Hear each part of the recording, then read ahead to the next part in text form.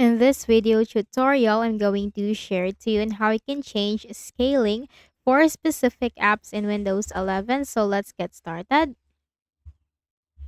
Mm, Okay, so simply locate that application. Let's say, for example, I'm going to do that for the C Cleaner. Right click and then select Open File Location. And then right click on it and then select Properties. Then click on the Compatibility tab. Now click the option Change High DPI Settings. And you'll have this option use the setting to fix scaling problems for this program instead of the one in settings, then simply enable it.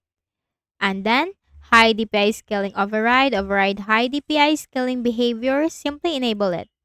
And then you can also choose from application, system, or system enhanced. So as easy as that, you can change the scaling for specific apps on your Windows 11. Simply click on OK, apply, and then OK. And also do the same thing for the other applications that you want to change the scaling. So that's it, and I hope this video helped you. Kindly please do not forget to hit the like button and subscribe to this YouTube channel. Thank you for watching the video.